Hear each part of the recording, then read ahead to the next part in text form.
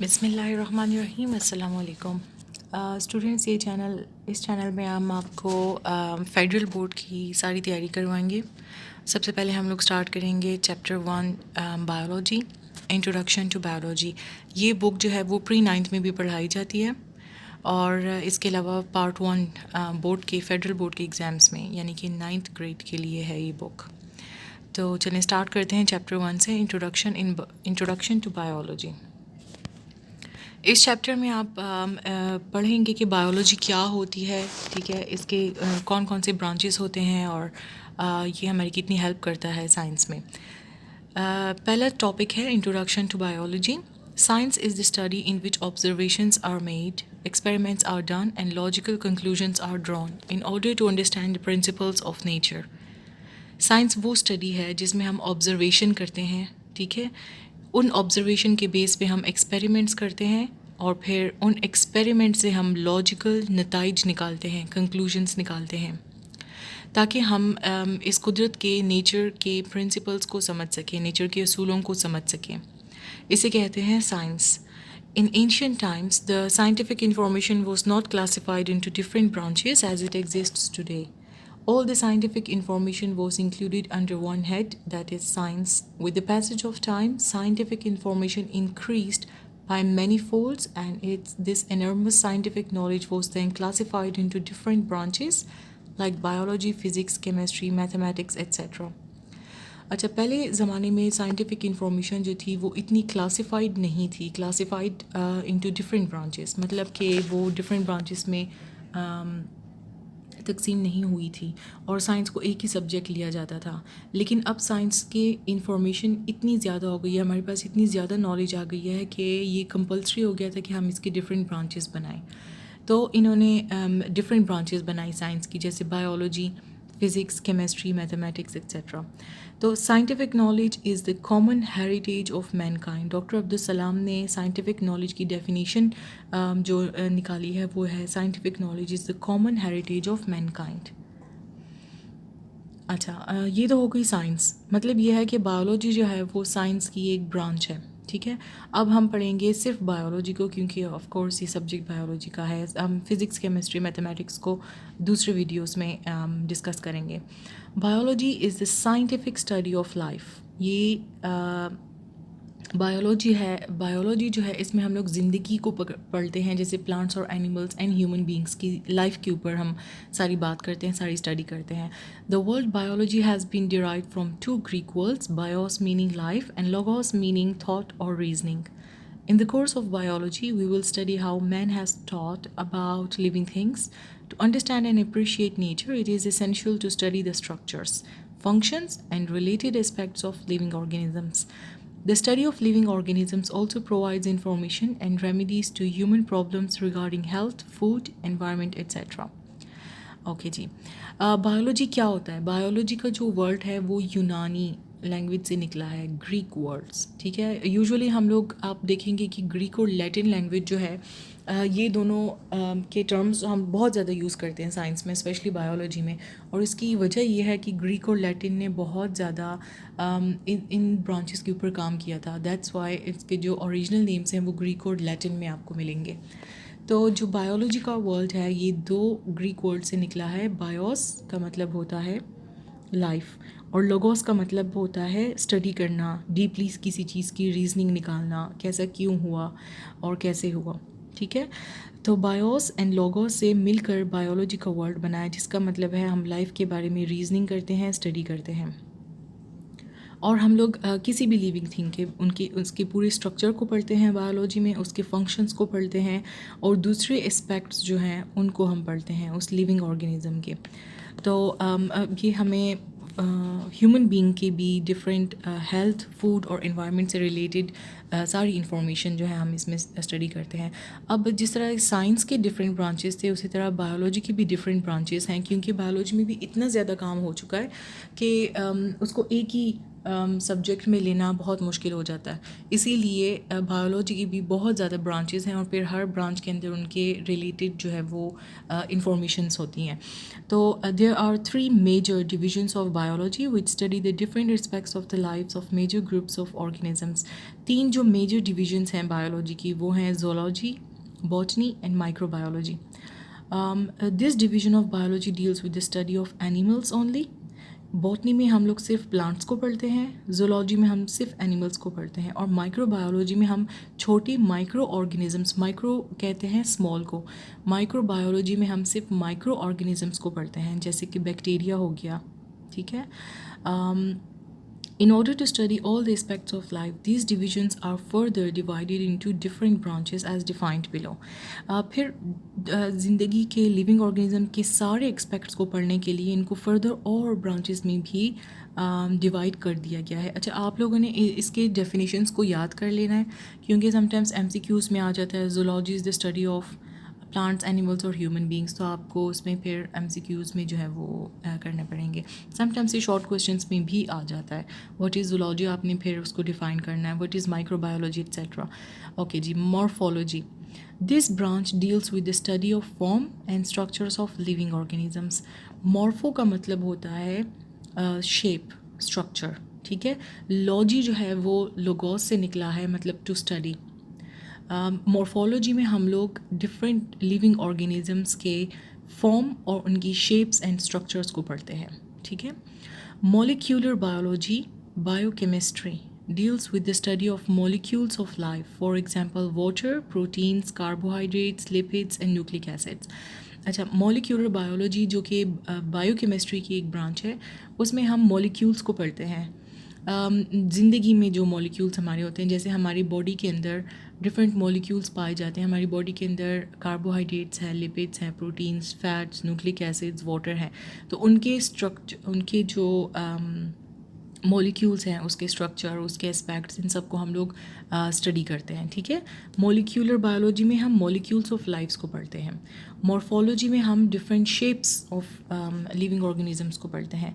Anatomy, anatomy में हम लोग इंटरनल स्ट्रक्चर्स को रीड करते हैं, ठीक है। जैसे anatomical study of human life, human being कैसे होगा, कि ह्यूमन बीइंग के अंदर जो ऑर्गन्स है, जैसे स्टमक हो गया, हार्ट, लंग्स, इनकी शेप्स क्या है, इनका क्या फॉर्म है, क्या स्ट्रक्चर है, और फिर उसकी डिफरेंट नेमिंग जो हम नॉमेनक्लेचर करते हैं उसकी, तो इसको कहते हैं एनाटॉमी, इस ब्रांच को हम एनाटॉमी कहते हैं। हिस्टोलॉजी, हिस्टोलॉजी कहते हैं the microscopic study of tissues is called histology.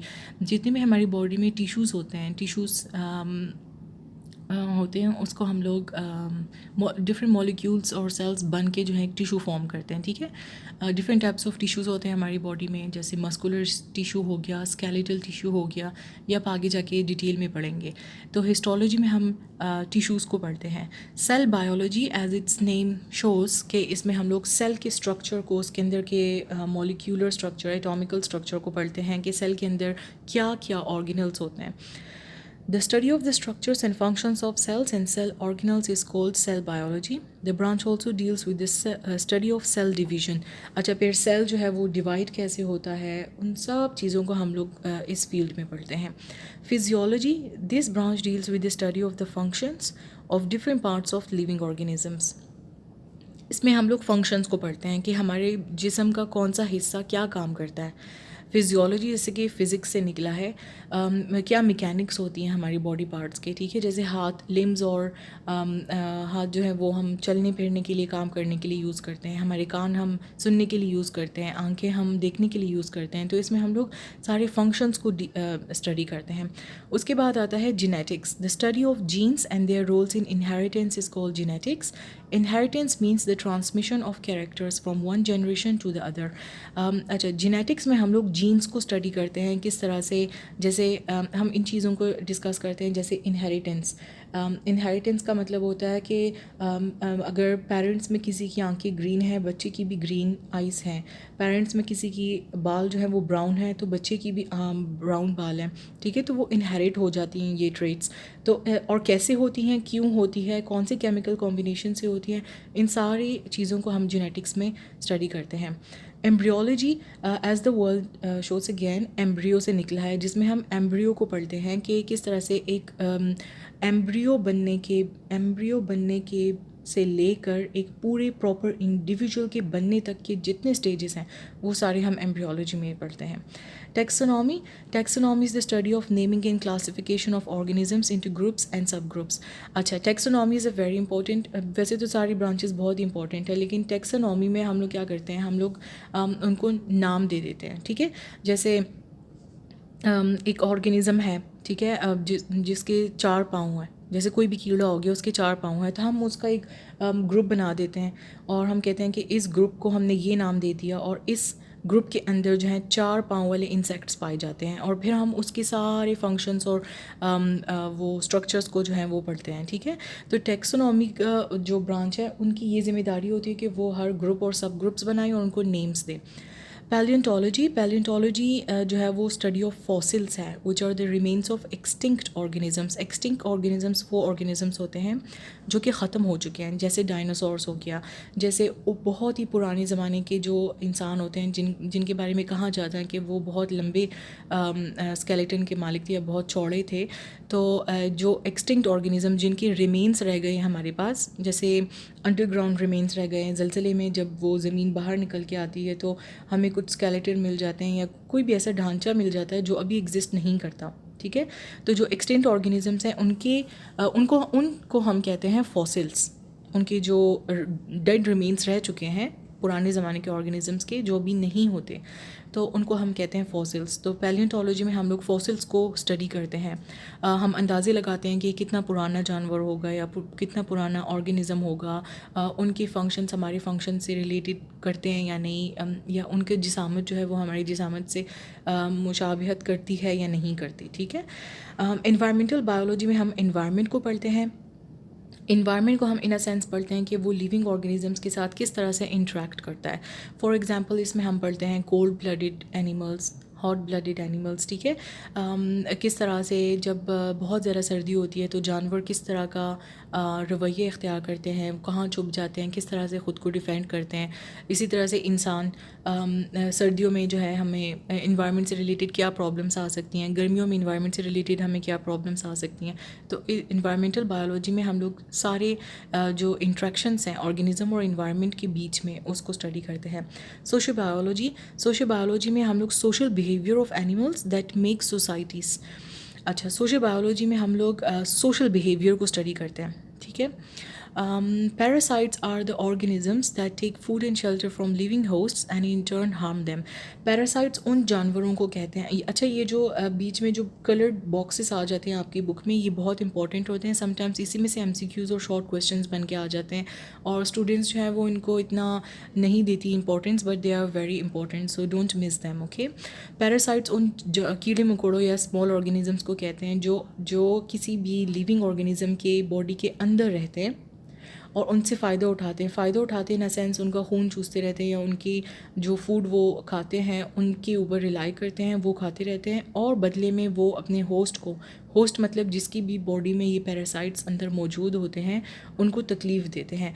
जैसे इंसानों में पैरासाइट्स देख लें तो टेप वर्म्स हो गया, ठीक है, जो कीड़े होते हैं बड़े पेट के अंदर, वो क्या करते हैं, वो इंसानों का खून चूसते हैं, जो फूड हम खाते हैं वो पेट में उनको चला जाता है, हमें कोई फ़ायदा नहीं होता।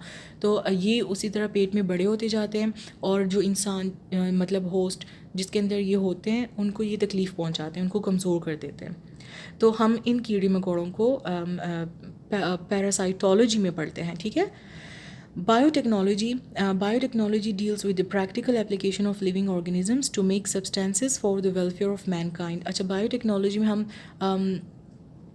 इंसानियत से रिलेटेड मतलब ट्रीटमेंट्स, जैसे इंसानी प्रॉब्लम्स हो गई, डिजीज़ हो गई, उनकी जितनी भी ट्रीटमेंट होती है मैकेनिकल टेक्नोलॉजी के ज़रिए से, जैसे किडनी फेलियर के पेशेंट्स के लिए डायलिसिस मशीन्स बनी हुई हैं, ठीक है।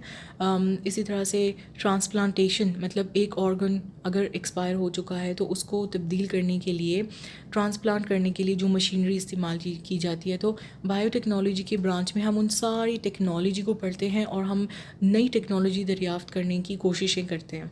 इम्यूनोलॉजी में हम लोग इम्यून सिस्टम पढ़ते हैं। इम्यून सिस्टम किसे कहते हैं? इम्यून सिस्टम कहते हैं क़ुव्वत मुदाफ़ियत को, कि आपकी जिस्म के अंदर जब भी कोई जरासीम अंदर चले जाते हैं तो हमारा इम्यून सिस्टम उससे लड़ता है और हमें उस बीमारी से बचाने की कोशिश करता है। तो इम्यूनोलॉजी में हम लोग उस इम्यून सिस्टम को पूरा स्टडी करते हैं। जैसे फॉर एग्ज़ाम्पल अगर कोई नया वायरस आया, जैसे कोरोना वायरस आ गया है, तो इम्यूनोलॉजी के जितने भी साइंटिस्ट हैं, वो बायोलॉजिस्ट हैं, वो सारे उस इम्यून सिस्टम और कोविड-19 इसका आपस का इंट्रैक्शन देखेंगे, चेक करेंगे कि हमारे इम्यून सिस्टम इससे कितना लड़ सकता है, किस हद तक लड़ सकता है, और अगर नहीं लड़ सकता तो इसका क्या रिज़ल्ट होगा, ठीक है। उसके बाद है एंटोमोलॉजी, इसमें हम लोग कीड़े मकोड़ों को सिर्फ पढ़ते हैं। आफ्टर दैट फार्माकोलॉजी, फार्माकोलॉजी में हम लोग जितनी भी मेडिसिन्स हैं, ड्रग्स हैं, उनका हमारी ह्यूमन बॉडी पे क्या इफ़ेक्ट होता है, हम उसको स्टडी करते हैं। Human population growth, infectious disease, addictive drugs and pollution are the major biological issues today. अच्छा, फिर इस ये तो सारी हो गई ब्रांचेस ऑफ बायोलॉजी, इनकी आपने डेफिनेशंस एज इट इज़ याद कर लेनी है और समझ के पढ़नी है।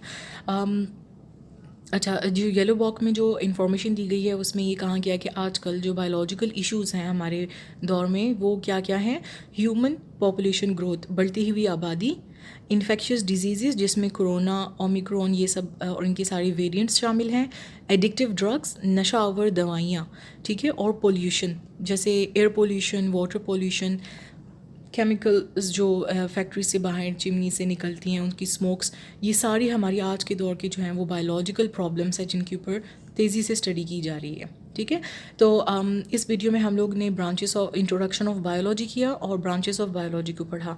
नेक्स्ट लेक्चर में हम लोग इंशाल्लाह टॉपिक स्टार्ट करेंगे relationship of biology to other sciences. तब तक के लिए अगर आपको कोई भी प्रॉब्लम हुआ, कोई भी क्वेश्चन है इस टॉपिक से रिलेटेड, तो आप कमेंट बॉक्स में लिख सकते हैं। Thank you so much.